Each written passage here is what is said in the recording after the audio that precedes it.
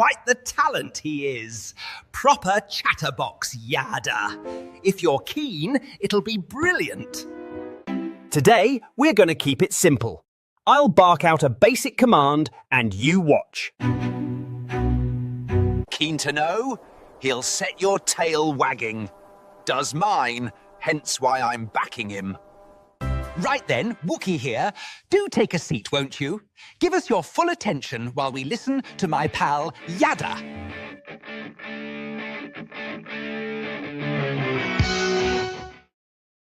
Well, welcome to the Ocean Studio here as part of the Yahowah blog. We're going to return to our series on Luminaries. It's part of the basic program, and we are re-engaging where we left off in our last program, which is in Yeshayahu, Isiah, in the 13th chapter. What we have read prior to this is that things are going to go really, really bad for Israel. It's going to go south and in a hurry. And this all commences at the beginning of the time of trouble.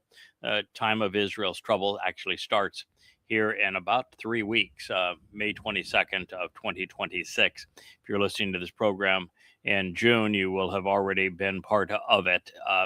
And obviously, Israel's in quite a pickle. They're completely isolated from the world. There's only one quasi-ally, and that ally happens to be Satan incarnate, Rahab, the great betrayer, Donald Trump.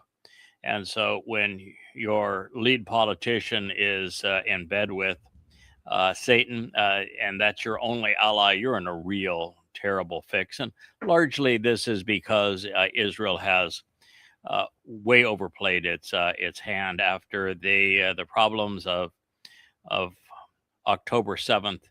Rather than dealing intelligently with the problem of Islam, the government decided they would literally obliterate Gaza.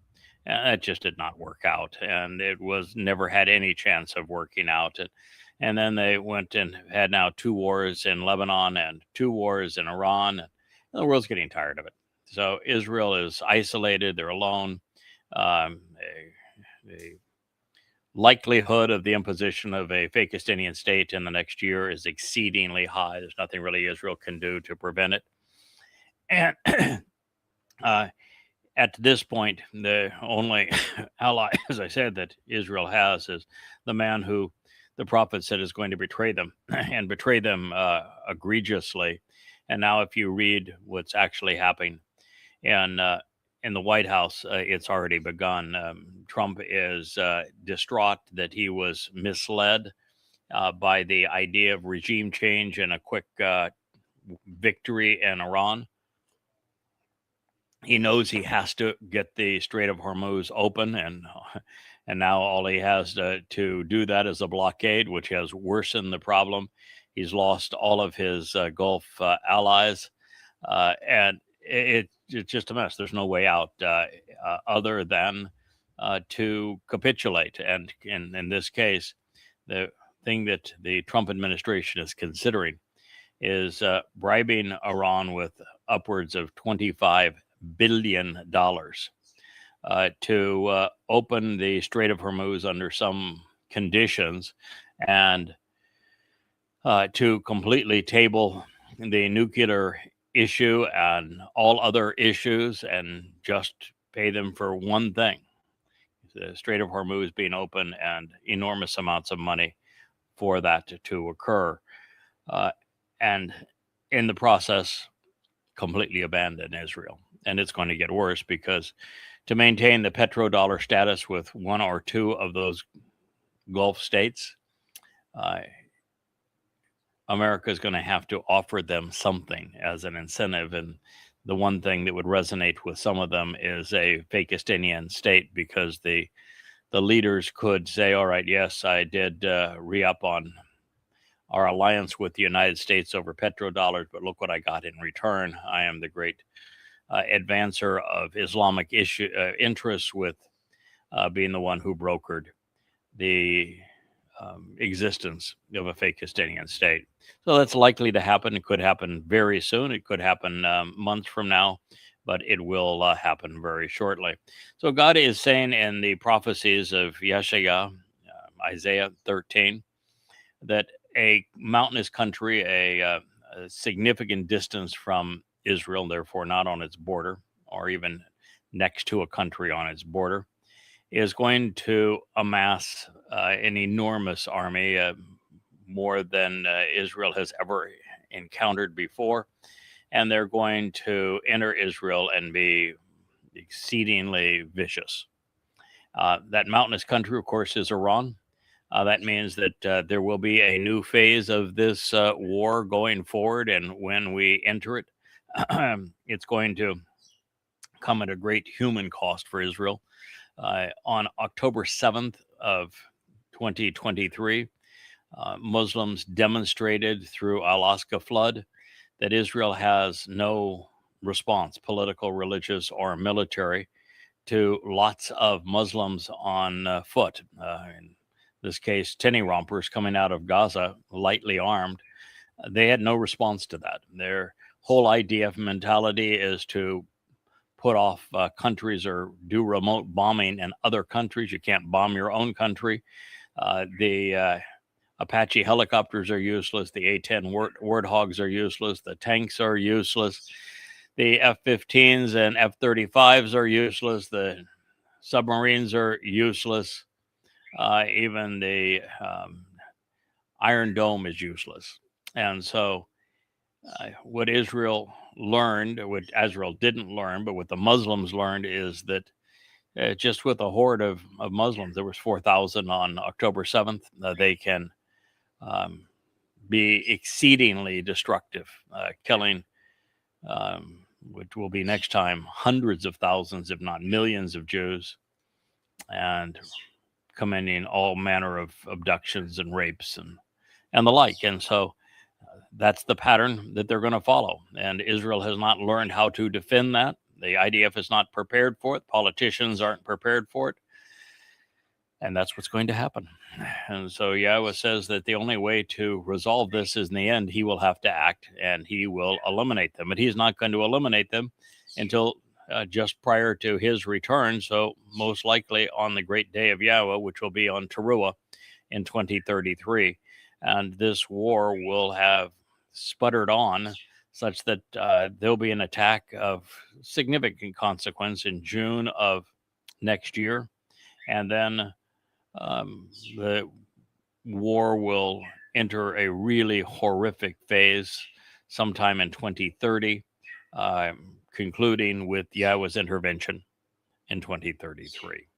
So that's where we are in the text. That's what God has said that he is going to do and that we're prepared to see.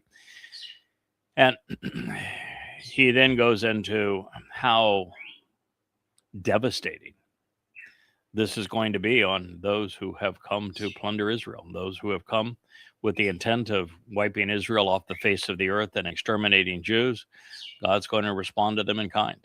And he says, therefore, all hands will hang limp, they'll falter, they will relent. All of those hands that tried to drag away Israeli women and children, raped Israelis, murdered them on 10/7.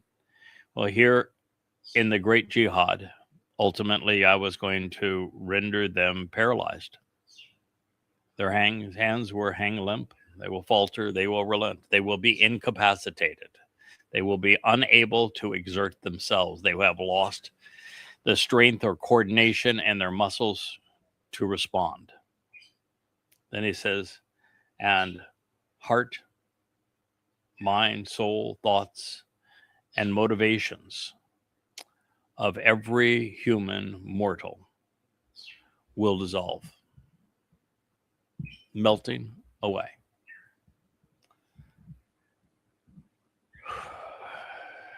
Literally dissolve.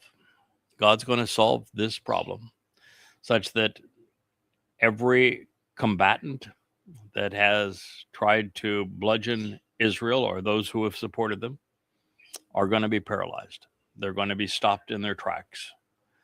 They will not be able to go forward. In the heart, mind, souls, thoughts, motivations of every mortal human that has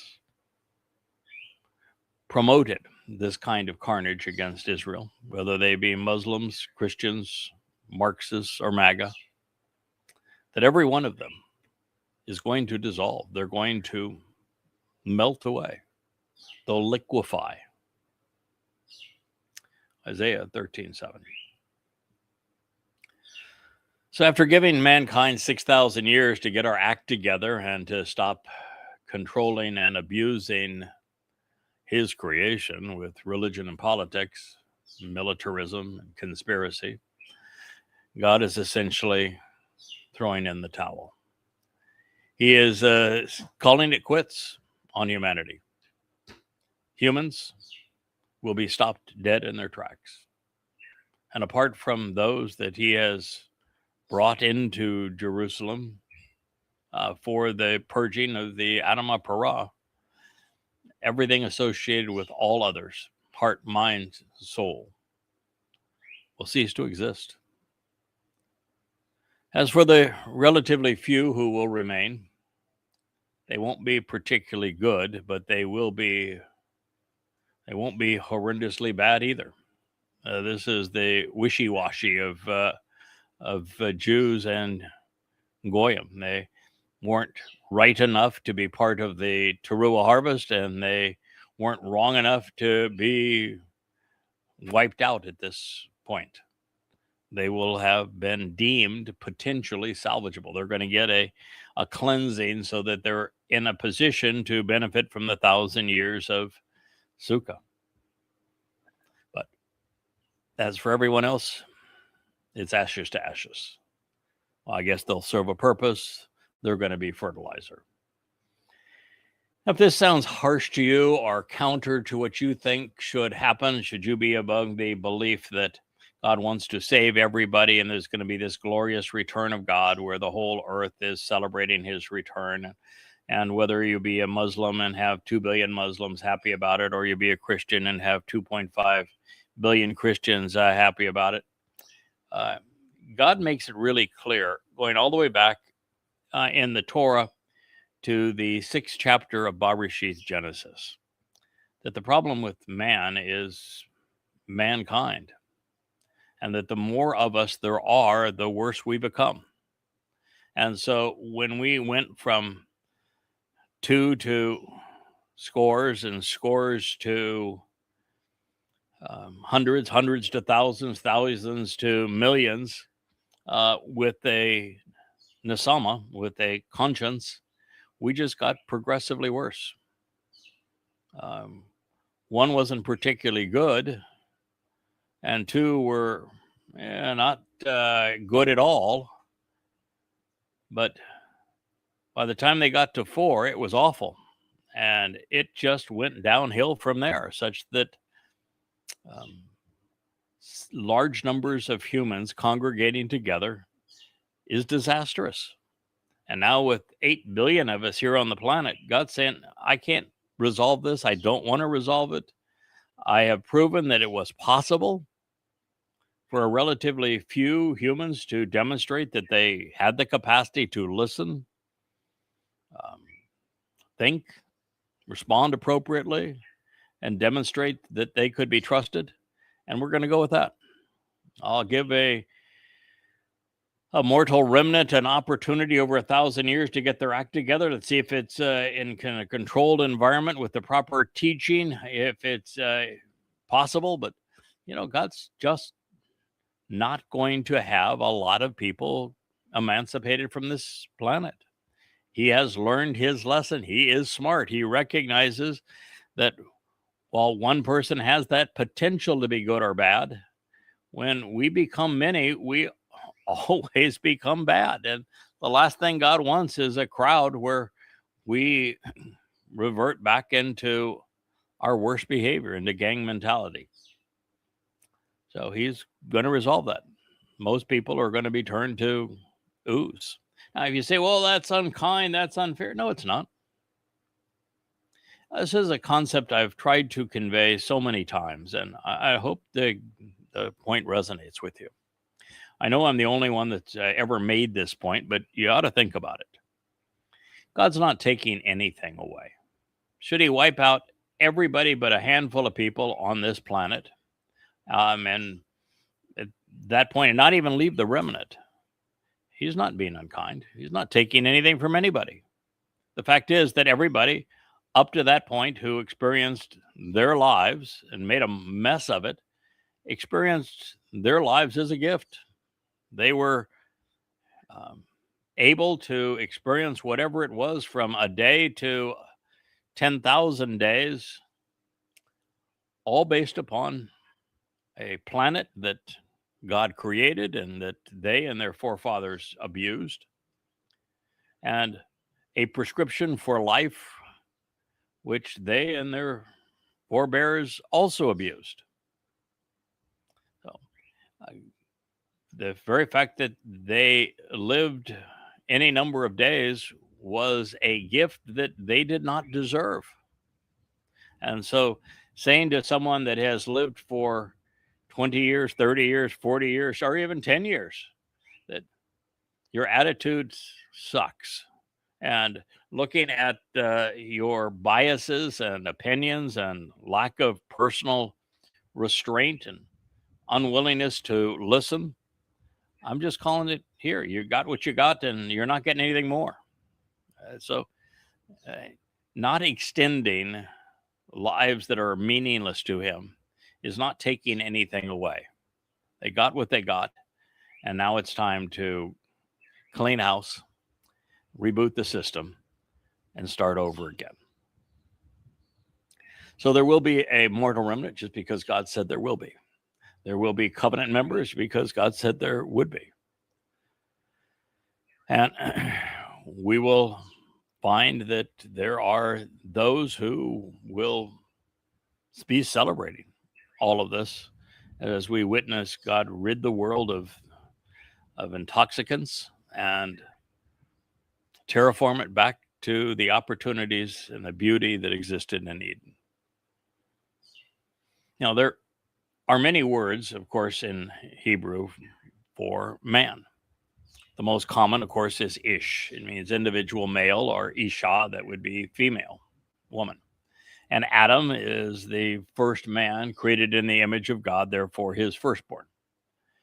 But here we find enowsh, which speaks of ordinary human beings who remain mortal because they are disassociated from God. An enowsh is a mortal man.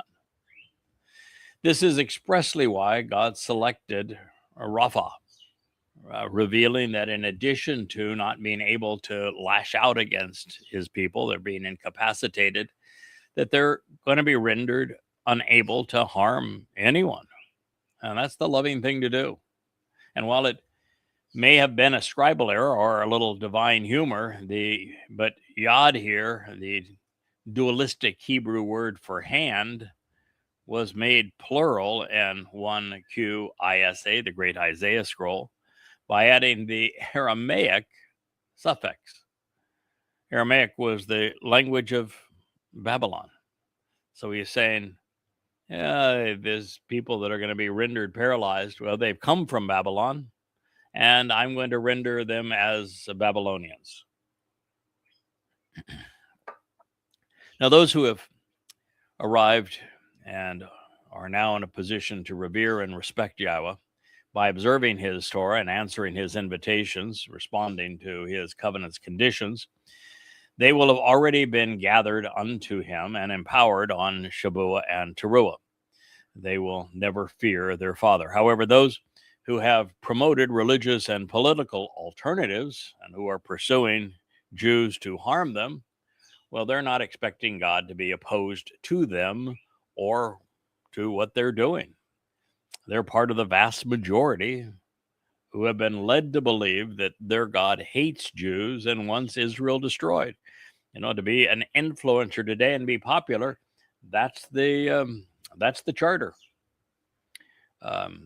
Israel bad, Jews bad, destroy them.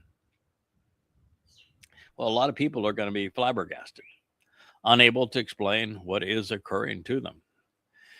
Yes, quite frankly, this time will be like none other. This is very personal with Yahowah, and the remedy isn't designed to be painless. It's designed not to be instant, but to be a lesson.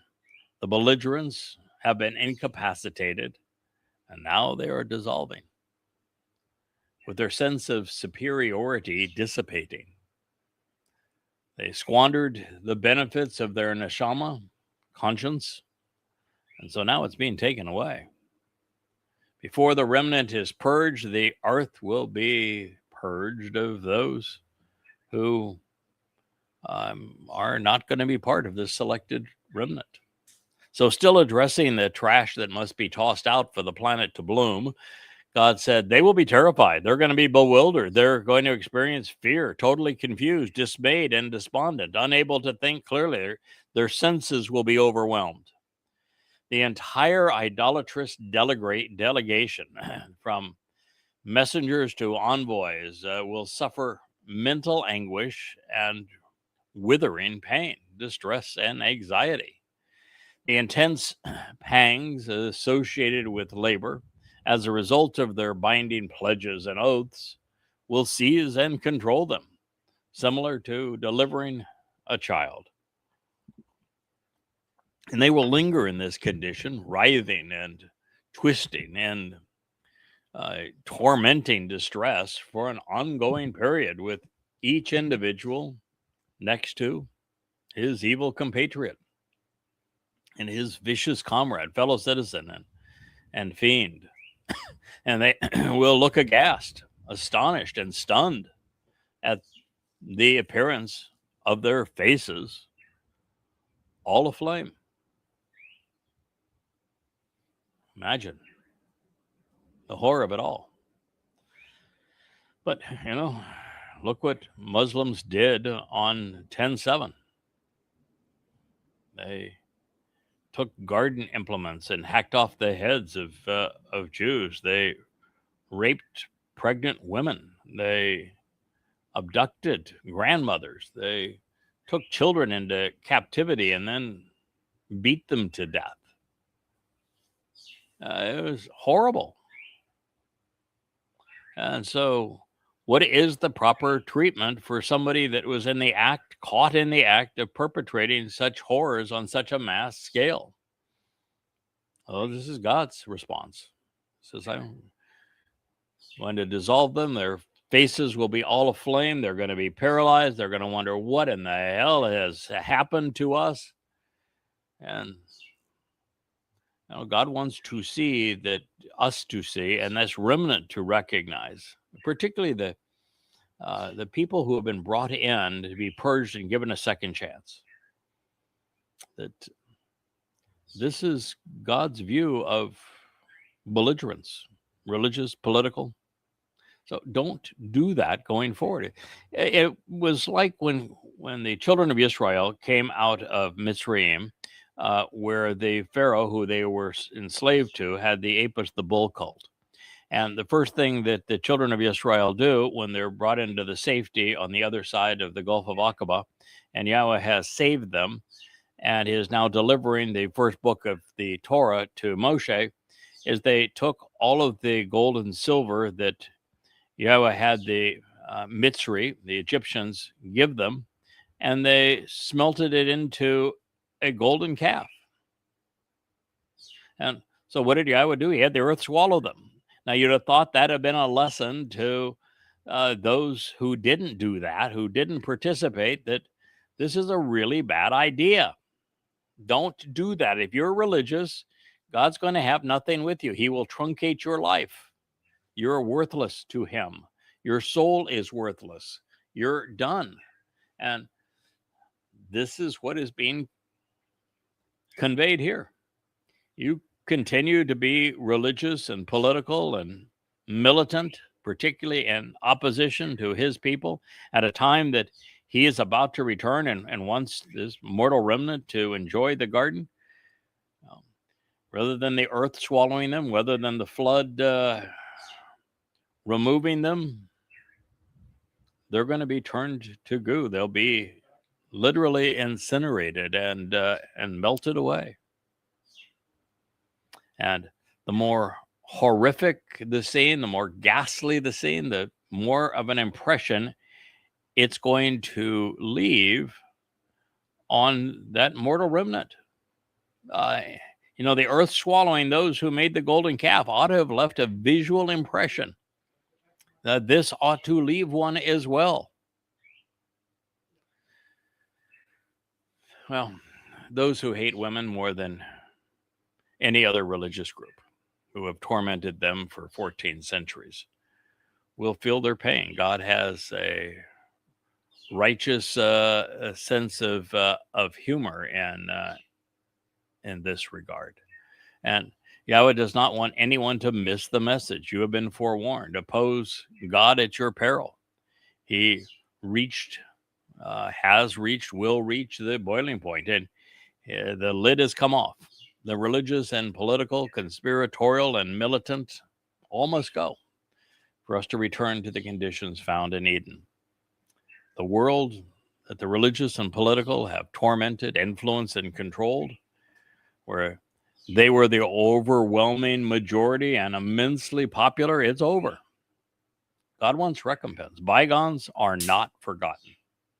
And the first time in their lives, the believers will know that they were wrong and that there is a consequence of believing that which is invalid, particularly when you promote it. So Yahweh's method of mass extinction will be by caustic chemical, if you will, and ultimately incineration. There will be nothing left. The stench will be removed from the earth.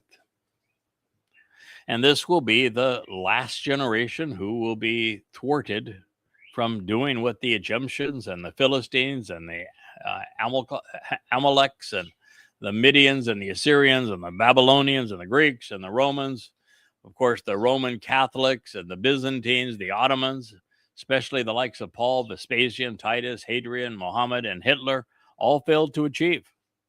They all wanted to eradicate Jews. God's saying, no, you can't do it. So this will be the final solution to the religious problem. All that is to be determined among the malignant malcontents is which of two outcomes awaits their bewildered souls. It will either be seer, they'll cease to exist as a result of these withering contractions, or it will endure forever while being incarcerated in Sheol, dealing with the anguishing pain of knowing that they led souls away from God and caused his people to suffer such that they will endure the consequence. Seer also affirms my earlier suspicions regarding Shaul. Paul traveled the known world claiming to be God's lone authorized apostle to the Gentile nations, all while he seduced billions into worshiping a shadow rather than the light. Well, he would over time. By the time that Paul died in 66 CE, by his own admission, everybody hated him and had rejected him. He was the same as Muhammad. Chabal and chebel are written identically in Hebrew, and they can mean a great many things. The term speaks of a pledge or an oath. It's something a religious confession requires and infers. And as I have shared previously in this regard, the most infamous of them is the Pledge of Aqaba, when the first Muslims vowed to wage war against all mankind on behalf of Muhammad and his wannabe God, Allah. And in this regard, chebel means to act in a wicked and offensive manner, so as to deserve and endure an unfavorable outcome. This is the legacy of religion, of politics, and of militarism, particularly of Islam. Chebel also describes a snare that is used to trap the unsuspecting, a rope that is used to bind those that are controlled, or of course a noose being hung around the neck of someone who is to be killed.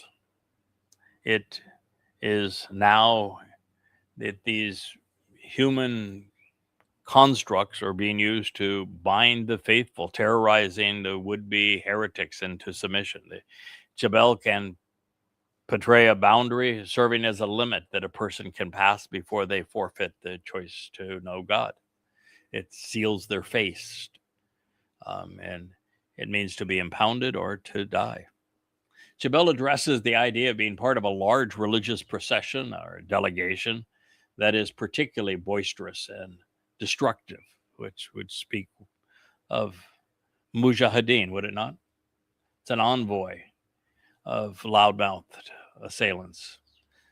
Therefore, perhaps the defeating, or after defeating the Muslims and their Marxist allies, Yahowah may reach out and incapacitate more religious buffoons.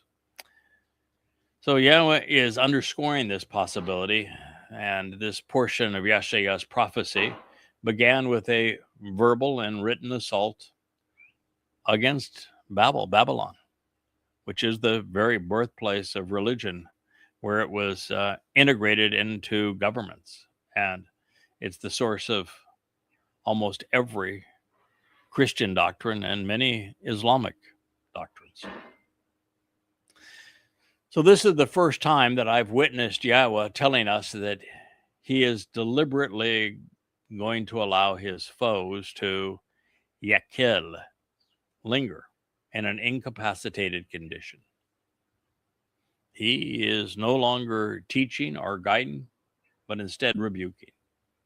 And he obviously wants this massive quarry of unbound arrogance and ambition, destruction and death, to recognize who is doing what to whom and why.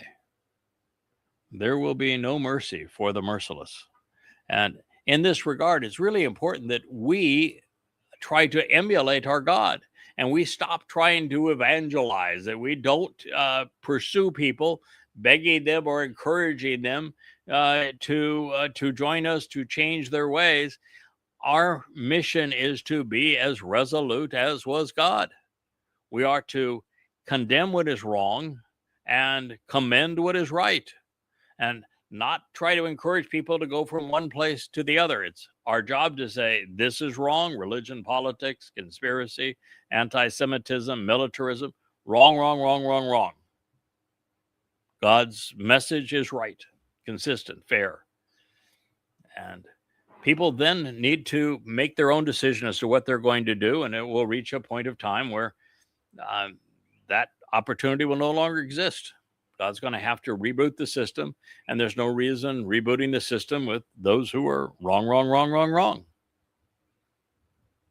Well, that's why it's being done this way, and that's the attitude that we should have. It's why I moved off of social media. I'm not trying to elicit friends or a following.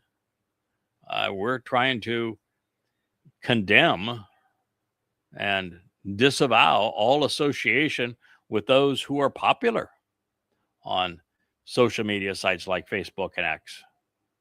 We are not MAGAs. We are not Muslims. We are not Marxists. We are not Christians. We are not Muslims. Aren't any of these things. We're not political. We're not religious. We're not conspiratorial, and we're not anti-Semitic. So as a result of all of this, it's important that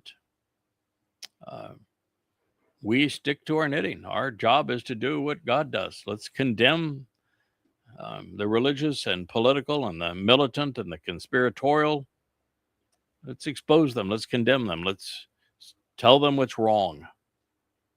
But don't expect them to change. And at the same time, reinforce what's right and add to it, teach, so that those who have chosen to be right can grow in their relationship with God. So the world is about to find out that Yahowah intends to honor the promises that he made to Abraham when he said that he would negate those who sought to harm his descendants through the covenant. And, think about this for a moment. For anybody to say, God's being mean, for him to obliterate this, it could be upwards of 1 billion or billions of people. But was okay for them to obliterate his people? Was okay for them to be anti-Semitic, to be conspiratorial, to be militant, to be religious and lie about him? It's okay for them to do these things, but not okay for God to say, too much already. I've had enough. I'm just not allowing you to ruin the things I have created in love any longer. I'm going to stand up on behalf of that which I have created and what I love.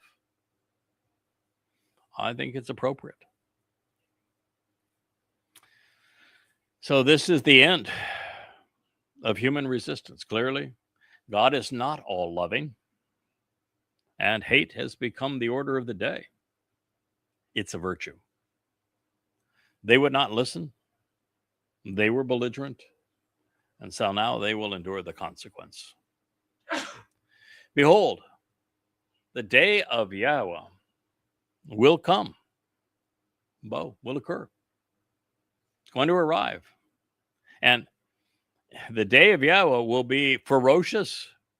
It's going to be unpleasant for most. It's going to be executed with extreme prejudice, fierce conviction, even without compassion, to the point of appearing cruel and worthless and ruthless. I mean, if you're uncomfortable with any of this, you can opt out. That's your option. God is telling you how he's going to play it. He's going to execute extreme prejudice. He is going to be intensely fierce. This is not a time for compassion. It is indirectly.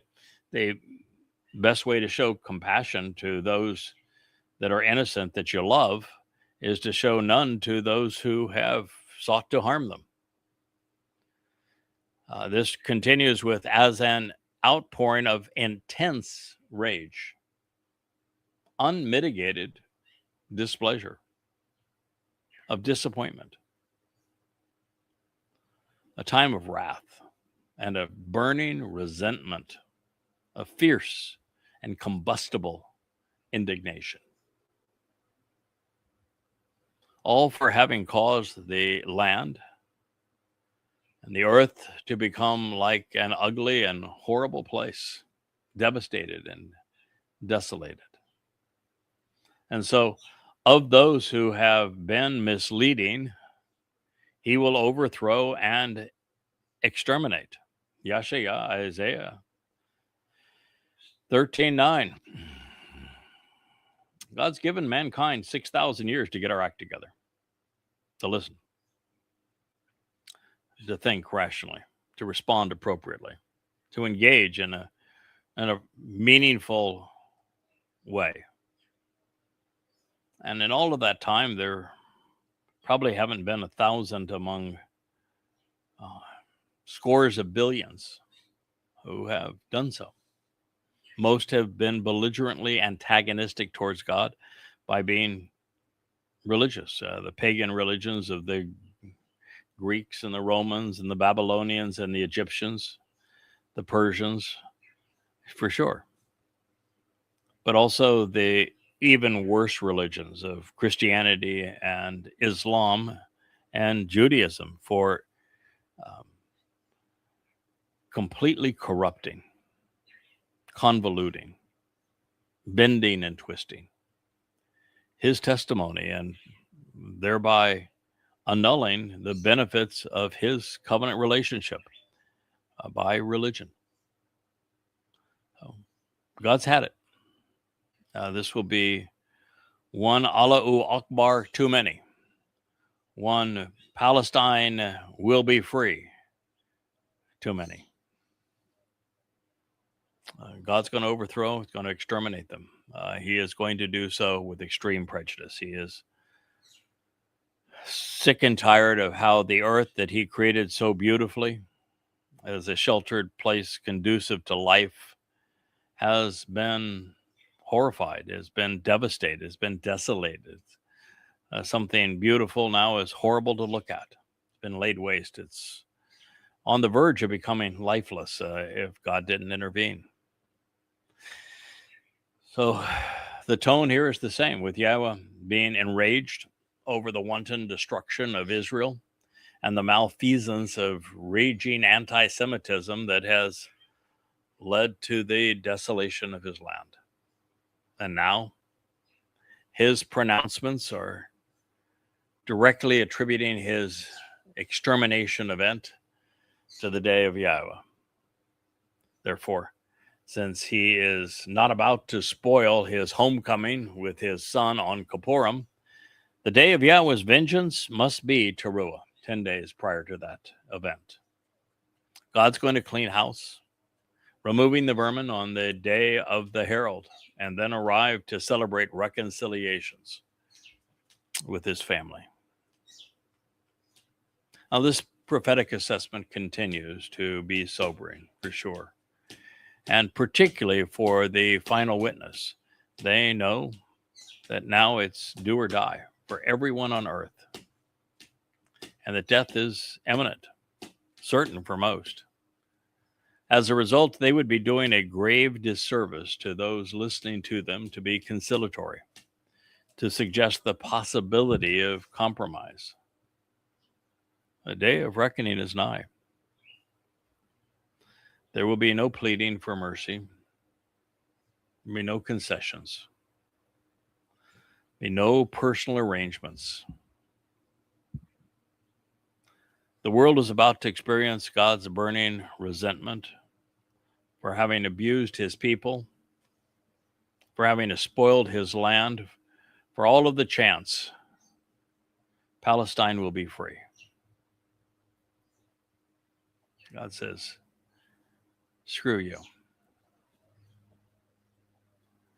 I'll free your body of your soul, and I will destroy both. I'm sick and tired of you. I'm disgusted by you.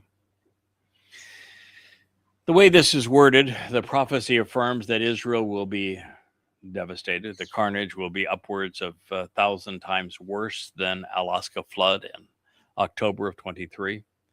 There will be vastly more perpetrators and from many more places for a much longer period. Therefore, Ibra was a very provocative term. It shares the same root as the word that is translated Hebrews. And it is from a bar, which defines Pesach, Passover. This time, however, because his people have summarily rejected his son and our Messiah, the Passover lamb, Dode, Israel's not going to receive the benefit. Most aren't anyway. Obviously, God is extremely disappointed in humanity. Apart from Yahowah and those supporting it, all mention of his name has been erased. The Torah's intent has been forgotten and often besmirched. Without these books and website, largely ignored by the world, there is no other place to learn what Dode achieved by fulfilling Chag Matzah. It's religion rather than relationship. And that's what man has gotten wrong. Even after a quarter century of unrelenting devotion to compose and convey Yahowah, even today, 25 years later, fewer than 1 in a million people know Yahowah. The wondrous blue and green jewel of a planet that God created to foster life is going to be rapidly devastated and desolated. There are, of course, tears in God's eyes, sadness in his heart, despair in his every breath. The reason we're not told whether the darkness experienced around the earth will be the result of nuclear holocaust, increased pollution, world war, an asteroid strike, a series of volcanic eruptions, climate change, massive storms, or even the result of Yahweh's extermination event, is because it could be all of these things while being none of them. And that is because God isn't talking about, as we turn this page, the stars, the sun, or the moon, not in a literal sense, but only in the figurative and metaphorical sense, as the greater and lesser luminaries. But before we proceed, let it be known that kokab can be translated as luminaries and speak of those seeking to illuminate the remaining remnant of God's people. It can also address the malak, both fallen and those who remain dutiful in their protection of Yahweh's witnesses. They are either beings comprised of light or those who are overly impressed with their own brilliance and illustriousness. And of course, kokab can also represent stars, both figuratively and literally. So we'd be wise to consider every option in this regard. As examples of this, I hope to have the time to consider Genesis 22:17 and 37:9, Numbers 24:17, and Judges 5:20, Psalms 8:4 and Isaiah 14:13, even Daniel 8:10 and Amos 5:26, because each elucidate us regarding the many potential entities covered by kokab, and they are numerous. Further, shamayim can depict the spiritual realms of the heavens from which these spiritual beings may have descended, or the heavens and sky, as in the cosmos or our atmosphere. Also, kesel's primary meaning isn't constellations, as in clusters of stars forming patterns in people's minds, but instead stupid, foolish, insolent, rebellious, and arrogant simpletons and dullards lacking any understanding. And that brings us to the negation of halal, which just so happens to be the adversary's name. It's Halal bin Shakar. It can be inferred that halal will be negated, no longer eliciting praise, no longer worshipped as if he were God. All of these things, of course, are possible. Methinks that many of these concepts will actually come into play. The entire world is in travail. God has deployed his final solution. This is the showdown between good and evil. For indeed, as a result, the lofty luminaries and their absurd constellations, they will not be extolled. They will not be seen as praiseworthy or cause insane responses by flashing their light. The sun is going to be obscured, while going out to serve him, extended to produce an exodus on his behalf. Then the moon, he will not provide his light. That's Jeremiah 13:10. So at this point, I think it should be obvious that the planet is engulfed in, well, physical and spiritual warfare. And that in the previous statements, armed militants will have ruthlessly and relentlessly assaulted Israel, angering the Almighty, and to such an extent that he will have begun the extermination process of armies of jihadists. And so now Yahweh is addressing the final battle in this war. It will be conducted between the luminaries, Satan's cadre of demons, making one last effort to prevent Dod's return, while Yahweh's Shaba of Malak will also be working to turn the adversarial types to goo. They will be a spiritual battle, while the mankind fights this physical kinetic battle. By the conclusion of this day, Yom Taruw, in year 6000 Yah, Satan's flashy alternative will be extinguished. He will no longer be venerated as a god.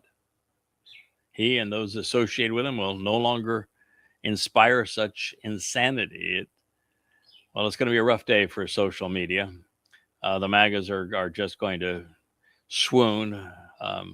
All the right-wing, crazy, politicized Jews who have elevated Trump to the reincarnation of Cyrus, well, they're not going to be very happy either, because he's going to betray them. So I had once thought that this was to be interpreted as a literal phenomenon, perhaps as a result of a massive asteroid strike, a major volcanic eruption, or the consequence of nations obliterating one another in a nuclear conflagration. However, in this context, if the occlusion of the atmosphere is to be contemplated, then I think it would be the result of one of two events. It could well be in the aftermath of Yahowah incinerating the millions of mujahideen and their weaponry in and around Israel. However, I think even more likely, since Taruah is the day of the Adamah Parah, when this bloody red man and bullish influence is going to be sacrificed, with him becoming a burnt offering. Of course, the resulting fire and smoke from the this ignition that Yahowah provides to purge the remaining remnant will likely obscure the sun and the moon. But as for the moon, of course, on the first day of the month, on Taruah, the moon's already dark, right? So the moon is already dark, and this is the day where the moon, which is dark as it's being sacrificed on this day, will actually take precedence over the work of the sun, because this is the day that the moon fulfills.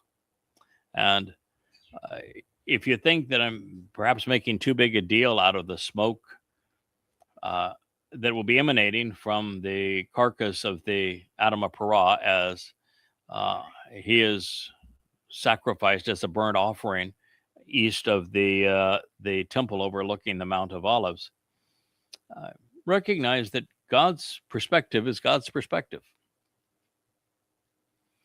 These Twistians that think, oh, there's a bloody moon or, an eclipse that can be seen in Australia or Texas, that ought to apply because, man, he's speaking. No, he's not. That's not his perspective. His perspective is Yisra'el, Yehudah, Jerusalem, Moriah, the Temple Mount. And if the sun is obscured by the roaring flames and billowing smoke of the sacrifice, which I think will continue for days.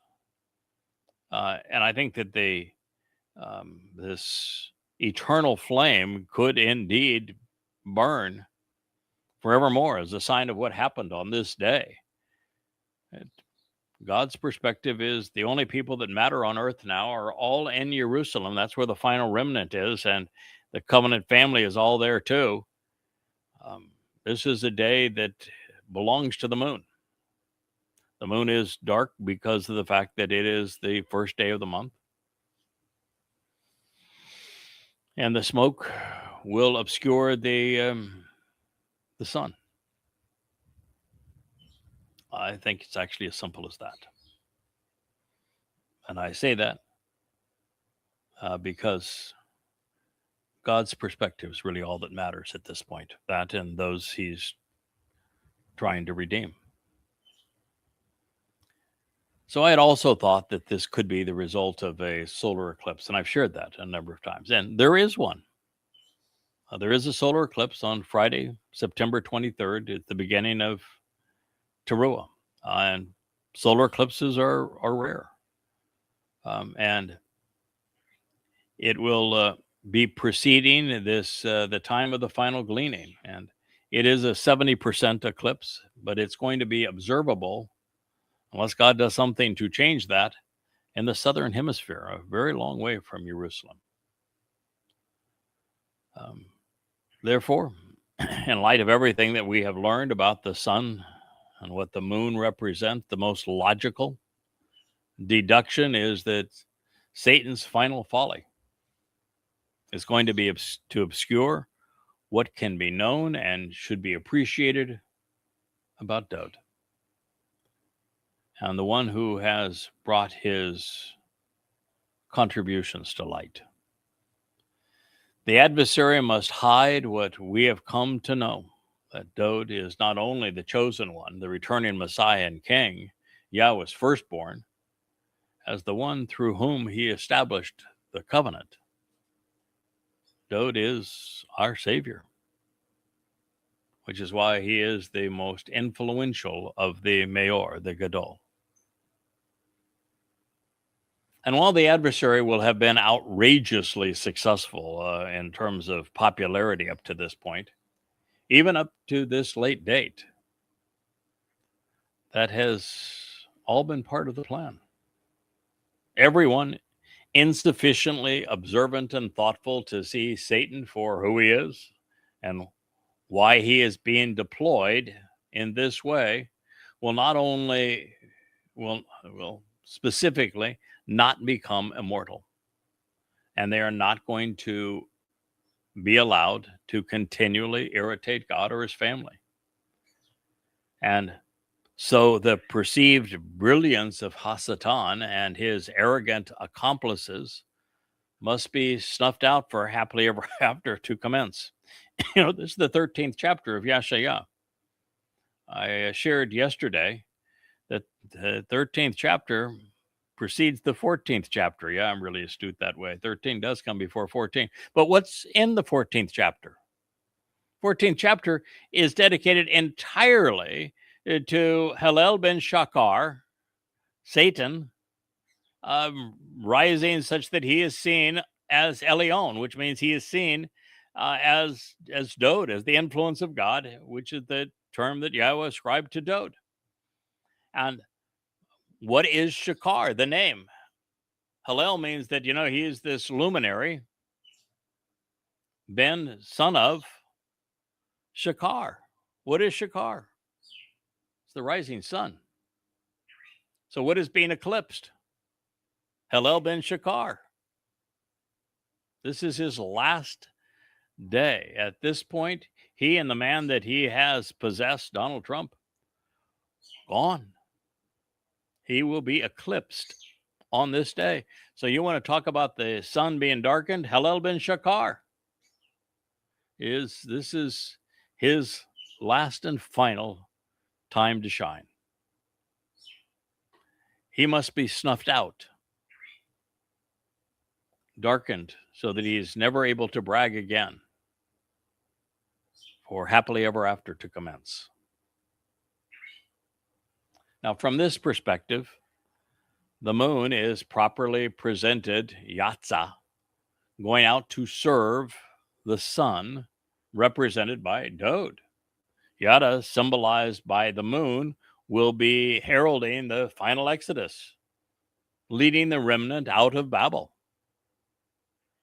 At least up to this moment. On Taruah, he will cease to shine for one of two reasons. First, on the first day of the 7th month, there is never any light radiating from the moon's surface. That's why it's important to know your timing. But more importantly, this is the day that Yada, as the Katan Mayor, as the Adama Parah, as the man from Edom, offers to end his physical existence, darkening the moon, all to extend the mortality of the final mortal remnant. He will dim his light ever so briefly for the remnant to shine. So, with the man representing the moon no longer present as a sign, the sun's light representing Dod's brilliance is no longer reflected in his absence. And this prophetic pronouncement suggests that during the 10 days between Teruah and Kippurim, Yada and Dod will remain hidden until they are both seen returning with Yahowah. And this is why Eliah is going to be left with the eight of Shabuah and Teruah for Sukkah. 8 individuals who are consistently called out. They're to keep the unruly from reverting. Keep it all buttoned up during those 10 days. God's got a lot to do. The earth is being transformed.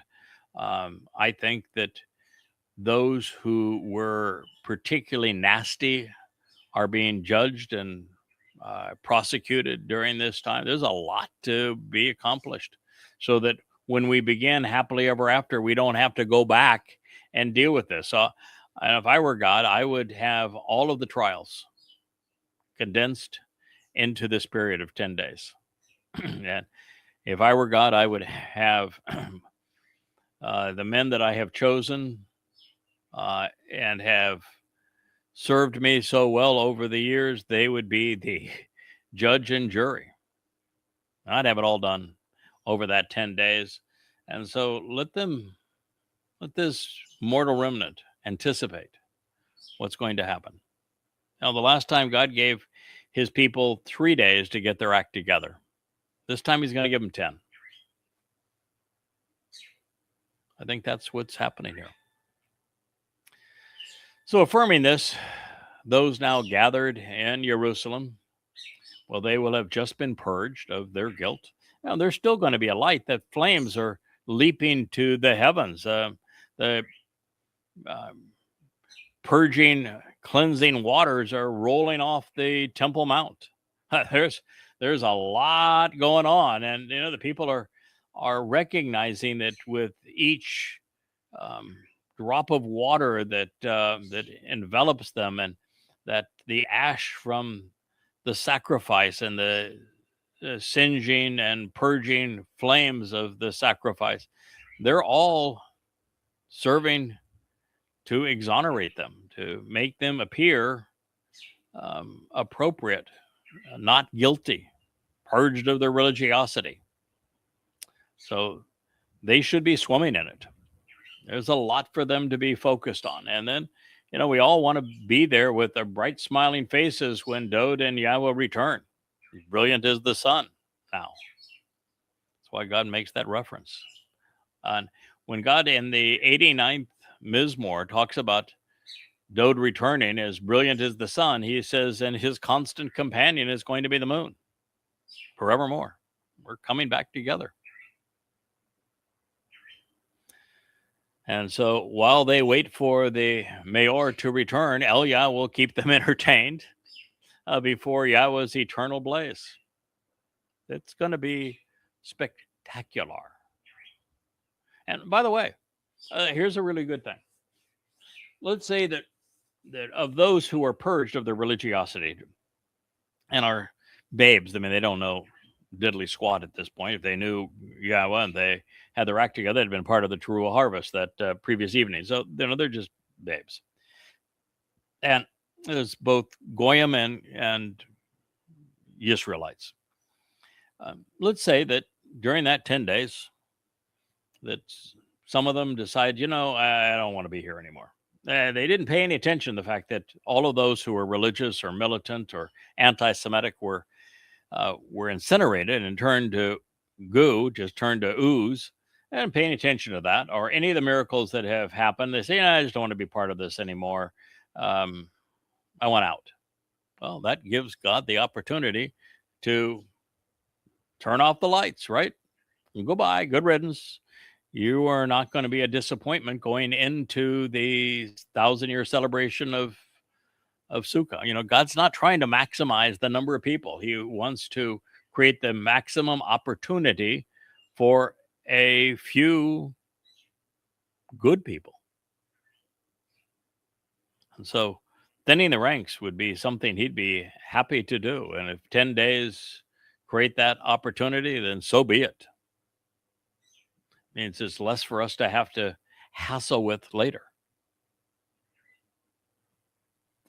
So this is going to be a time when the religious and political, the conspiratorial and the militant, their abominable corruptions regarding God and his people, all are going to vanish. And if anybody just gets haughty during that 10 days, they're going to be gone too. So it's going to be 10 days of mostly solitude, but be a lot going on at this point too. And I don't know if if this remnant will be able to witness it, but I suspect, knowing God's methodology, that this is the time that the guilty are going to be condemned and the innocent will await emancipation, and there will be trials conducted by against all of those who have been particularly egregious or have where those who were victimized will have the opportunity for recompense.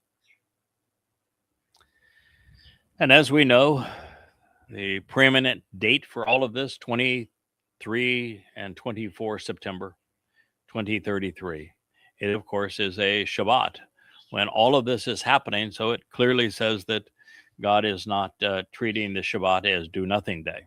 It'll be do everything day, won't it? And he says, then I will hold the world accountable for its abominable corruptions and perversions, for the wrongdoing of its pastors and depravity of its shepherds, as well as the misery and suffering inflicted by the rulers. And upon those who are wrong, with their perverse religious bowing down and depraved twisting and distorting, I will then observe the Shabbat by putting an end to the conceited exaltation, the sense of preeminence, and of violent agitation of the presumptive and insolent, who are held in contempt for their disrespectful attitude. I will humble and humiliate them. So there is a story and a place for those who are humble, bringing them down. What do you think about that, Rich? So God tells us there are humble people. It just, don't want to be in that position. You don't. God's going to be humiliating them, bringing them down with the pompous pride of the cruel and ruthless. So this is part of the mindset that I was trying to figure out. Okay, how is God going to work out the judgment period, where those who have been over the years and are currently had been antagonistic towards Israel, cruel to Israel, all of those who perpetrated things like the Inquisition, the Holocaust, October 7th, committed terrorist acts against Jews as Muslims marched in the street chanting death to Israel and Palestine will be free. There have to be trials for them. God has to be fair and determine which of these souls deserves eternal carceration and what of these souls were just misguided. They were just stupid and they will be dissipated into nothingness. But it's even more complicated than that, because there are a third category. And that is that those who are being judged and are deemed deserving of an eternal stay in Sheol, but have been particularly egregious. Popes, for example, imams, for example, the likes of Hadrian and Erasmus, people like Constantine and Theodosius, Nero, Vespasian, Titus, Hadrian, Paul, Luke, Mark, Akiba, Maimonides, Eusebius. These hideous men and women, and many others like them. The Spanish rulers who perpetrated the Inquisition, all of the Muslims and Nazis who encouraged and perpetrated the Holocaust, Christians who did the same. There has to be recompense, and God says the recompense is going to be sevenfold. So that's a special category of evil, where those souls don't go directly to Sheol. They are forced to endure sevenfold what they dealt out. Can you imagine what's going to happen to the Stalins and the Mao Zedongs and the Donald Trumps, the Pete Hegseths under these circumstances, the Shinwars, the Mohammeds, the Pauls, the Akibas, the Maimonides, the Hadrians, the Tituses, the Vespasians. It's important to know that is that's what's in store. So if I were God, I would do this collectively. I would make certain that we get it out of the way. Let's get all that junk done. We've just turned all the religious and political to ooze. We have incinerated them. We've gotten rid of the bodies and the weapons.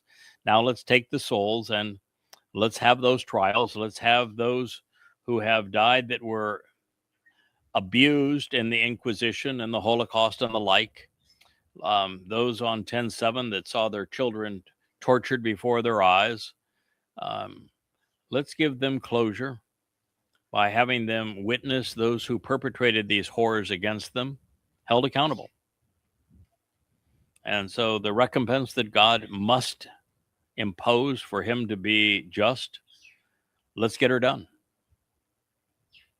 Now, because God always works through people, it is going to be people like myself. I don't think Dode. I think God's going to keep his son out of this. But there'll be people like myself. There'll be certainly the 8 that are part of the Shabu and Taruah harvest. Hopefully it's 8 and it's a tenfold enrichment so that it's 80 or 800 and it is doubled down a second time and we have more hands on deck. But we're not going to need all that much help because we're going to have the full attention of the Malak. They're going to bring each of the souls before us. They will marshal all of the evidence. They will be presenting it. They could be presenting it collectively, and we could come and go from trials that are just of interest to us. I want to be there for Paul and Luke and Mark. I want to be there for Akiba and Maimonides. I want to be there for Hadrian. I absolutely want to be there for Eusebius. They're people that I have a real grudge against. I want to be there, and I think I've earned the right to be there for Muhammad. And so when those people are tried, yeah, I'm going to be among those who deliver the evidence. But, the trials will be coordinated by the Malak. We'll all be operating on God's instructions. I'm not going to do anything that is inconsistent with what God wants. But wouldn't the logical time to do it be now, get it done, over with, never to have to deal with these scum again, knowing that it's finished, all tucked away and in bed in Sheol? And so we start the millennial Shabbat celebrating Sukkah, and particularly we start the wedding, the family reunion on Kippurim. That's we're all coming back. We've done it. That's why we got 10 days. We get 10 days. We can get a lot done, particularly on Yah time. That's what I think is going to happen. We'll see if I'm right. I do know that I'm prepared and willing to do whatever God wants done, and I think that He trusts me to do as He wants. I have no desire, apart from maybe 20 people, that I have learned about along life's way to do anything more or less than what God wants done. And even with the 20 that I have a vested interest in, like Muhammad, like Paul, I think I've done more to expose and condemn them and to understand them than anyone. And so I have a special grudge against them. I have a special grudge against Eusebius, the one that is created so responsible for establishing the Christian religion. That I really want to be at those trials, and I'm going to make certain that they're held accountable, and I'm going to be their worst enemy. But for the most part, it's just doing what we've been trained to do. So you may notice that even in the moment that the sun and the moon are introduced into this narrative, there is no appeal to reason. When the moon is dark and the sun has been obscured, God is not appealing to reason. He is not trying to get the attention of the belligerents. There is no attempt to save anyone, not by God, not by his mayor, not by those serving with them. We've reached the point of no return, literally. Those who will have listened, well, they've been withdrawn. They've returned as spiritual beings. And those who will be deemed salvageable have been purged of their guilt and set aside for the next step. They may be witnesses to what we're doing, so that they're like the children of Yisra'el who started the Exodus, who saw those who immediately reverted to religion swallowed by the earth. They may need that searing. So they're prepared for the next opportunity. And that opportunity is to learn. And it's going to commence in 10 and 15 days. First, in 10 days, we're going to celebrate the family reunion and the wedding. And then in 15 days, the return to the garden on Sukkah. So while the rest of the enowsh, the mortal men and women, are watching the bodies of others be incinerated, and they're going to witness their souls being judged, there is no salvation attempt of any kind, no plea for reconciliation at this point. God is not saying shub for shub or no shub for you. It's over at this point. We're just dealing with with what we have been dealt. So this is a much bigger, bolder position than what I came to conclude regarding pulling out of social media and focusing on yadayah.com, the home for Yahweh's name. I can't fix this now. I'm not in the mindset or doing what God wants done if I'm trying to plead with people and encouraging them to resolve their problems. It's time now just to clean house, execute justice, and set the stage for the new opportunity. And there's so much going on we want to be ready and proud and excited and prepared for this mortal remnant to witness Dod's return. And we want his bride on Kippurim to be there. We want the anointing of the mercy seat of the Ark of the Covenant to go off without a hitch, to be really a beautiful presentation. We want God at this point to be pleased with the quality of people that have been gathered, and the opportunity and the great joy that will be experienced by his beloved firstborn at this point. This is what we're trying to achieve, and we want to get rid of all of the trash, and this is not a time for teaching. The teaching will begin on Sukkah. So it's important for you to know that's what I think this is all about. I even think as we speak as witnesses during the time of trouble, that God is not asking us to plead with people.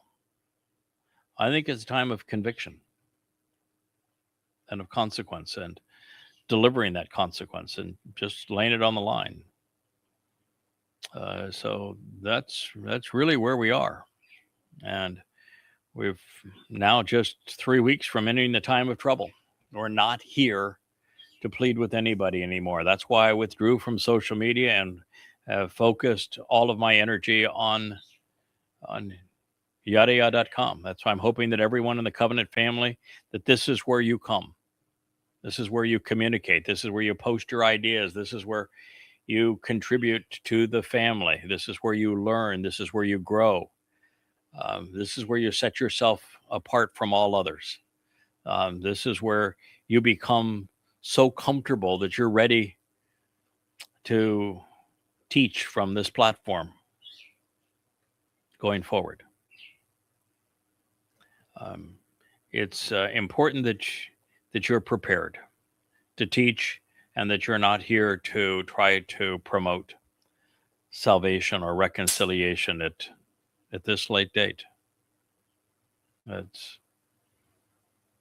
time is over.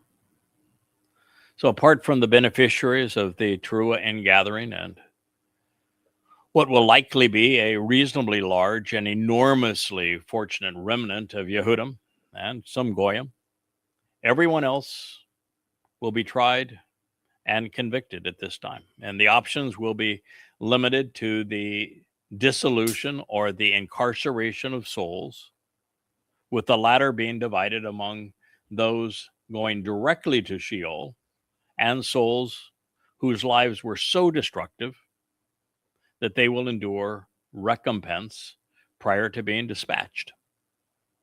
This must be done for God to remain just, honorable, trustworthy, and fair, and for there to be closure for their victims. However, just because Yahweh states his intent to judge and humiliate, humble the most preeminent among Satan's little helpers, does not mean that he will suddenly jump out of character and do it himself. And God can say, listen, I'm going to judge the world. Still, it doesn't mean he's going to do it himself. He's established a pattern. He likes his pattern, and he's going to continue with it. I'm just here to tell you that's what's going to happen. He has people for this. I have people for this. I got a guy for that. That's been his approach all along. It got him to where he wanted to go. He's not going to change it at the last minute. We finally prevailed. He's going to use the people that he's comfortable having worked with. And it's likely one of the reasons that the remnant will be temporarily deprived of the moon's light, because, well, he's going to be the lead judge and executioner. It's 10 days. We're going to get her done. And I'm not going to be around to support this mortal remnant during those 10 days. They've got work to do. The world is ready for this opportunity, and a return to the garden is absolutely possible.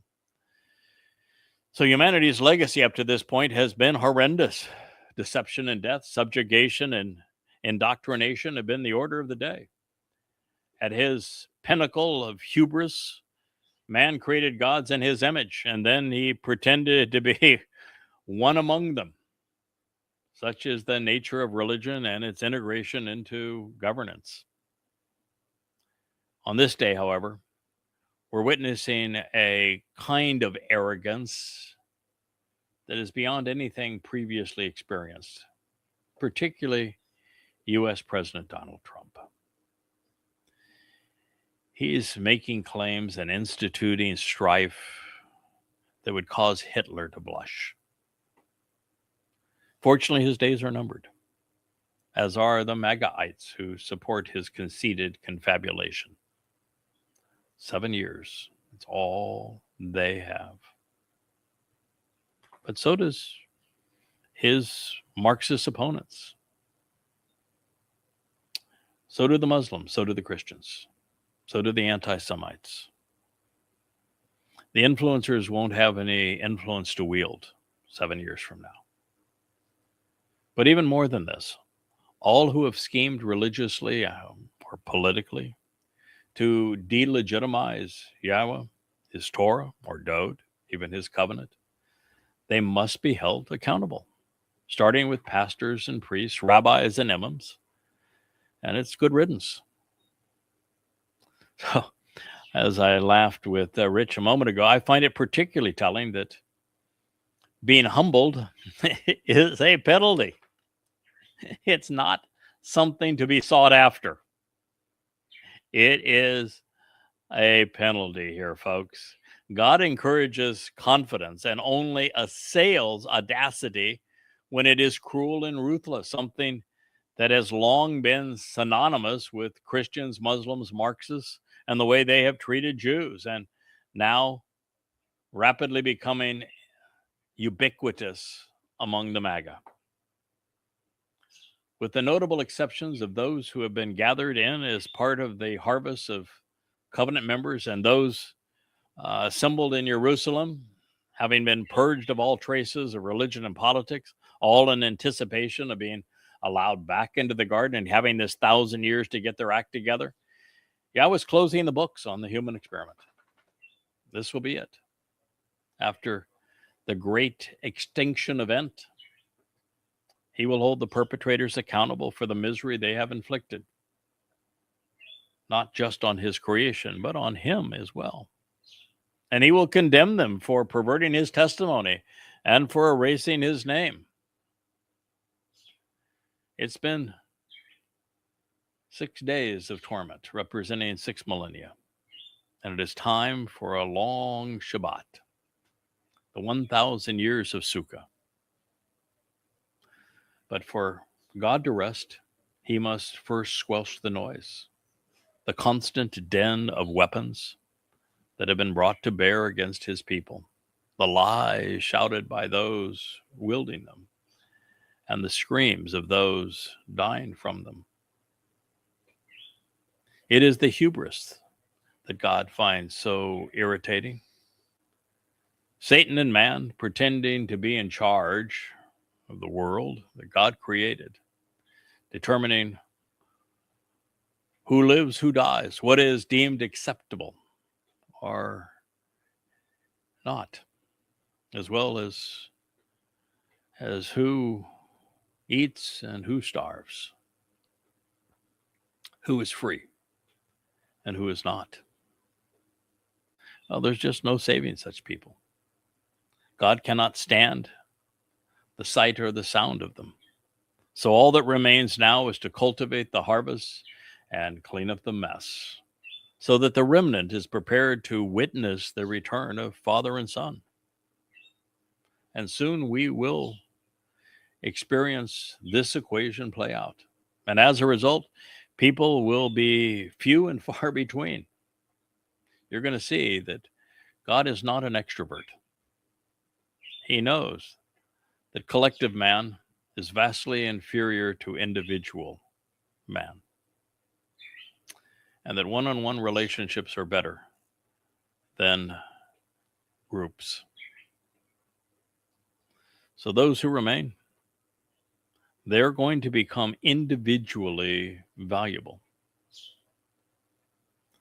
These are the market realities, albeit played out with souls rather than with commodities.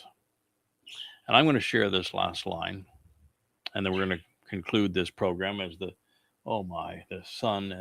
sky is just so gorgeous to the west. As I share this new line, I want you to know that this morning when I rose, there was a special kind of cloud formation to the south and the west of where we are. And just off to the north of that, which is my view here over the ocean, there were the 7 fingers that stood out in front of it. And those 7 fingers looked very much like a menorah to me. And then I saw lower clouds go underneath it. And the first of those was very much like a ram's head. And it was followed by a full-scale bull in full gallop, horns and everything. And then a goat. Saw it all. Just sitting out this morning watching the menorah in the sky, feathered, and then these clouds moving beneath it. And I'm looking again at a sky that is dappled, as things will be even on this day going forward. Even move out a little further, and you'll see that, I mean, that's just a normal cloud there, but you go out further and up a little more, Rich. I don't know if that's possible with your camera, but yeah, you're getting to see more texture in the sky there. No, to the right, I think, is where you want to go. Go to the right, even further to the right, even further now to the right. And you're seeing even more texture in the sky as you do, and up. There we go, up further. Amazing camera, isn't it? To that Rich can control as there you go.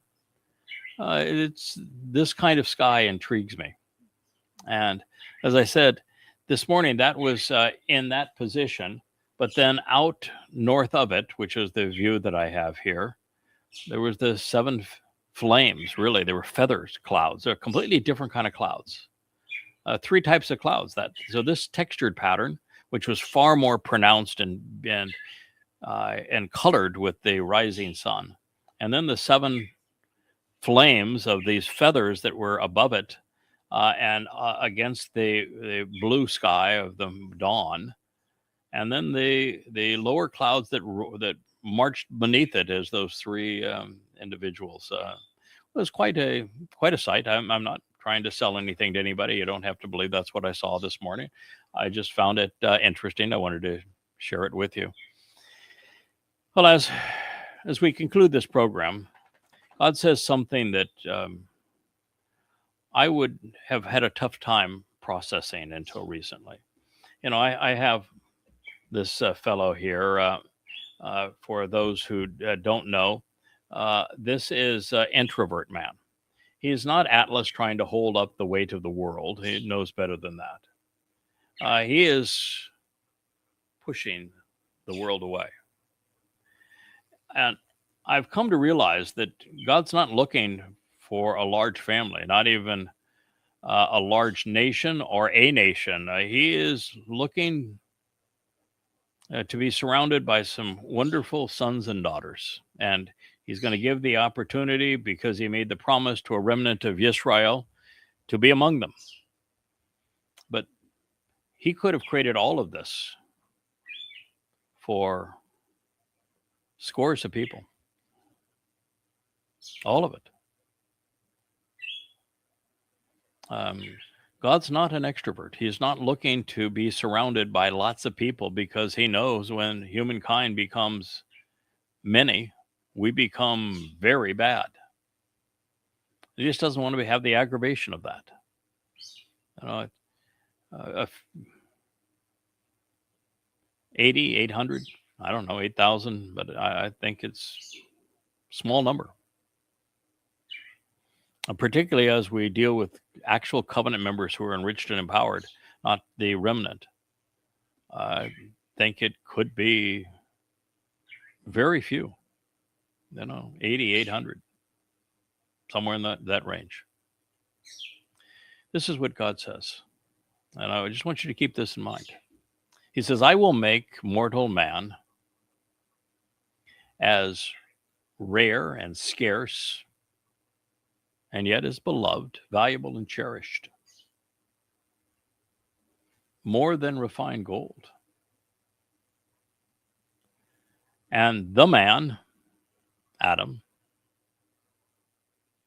more than the gold of Ophir. 13:12. You know, if you took all the refined gold in the world and you put it into one cube, that cube would be in the range of, I think it's 70 meters by 70 meters by 70 meters. That would be it. So if you take the mass of of humans that are going to be allowed in the end, that's what you got. Not a lot, is it? Now, as we recommence on this topic and our next program, I'm going to actually do the math with you. I'm going to show you, talk about Ophir and what that represented in terms of total gold supply when it came about. I'm going to share with you gold by mass and humans by mass, and I'm going to do some math here to help you have an appreciation for how rare man's going to be.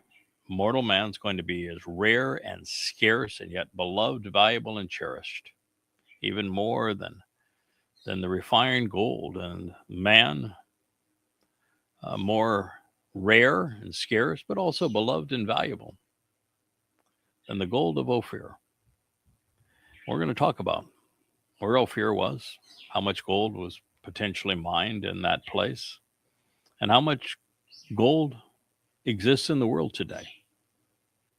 Because I want you to have an appreciation for the fact that our job isn't to elicit a large following. Our job is to make certain that those who become part of the covenant are valuable, beloved, and cherished. And that is what we will do. So I thank you for listening. It's been a wonderful late afternoon show. It's always such a pleasure to be able to share this perch above the Caribbean Sea with you. And I appreciate you being part of this audience. Good day. Hey there, thanks for tuning in. That was Fetch. Gotta run now. Catch Yah on our next podcast.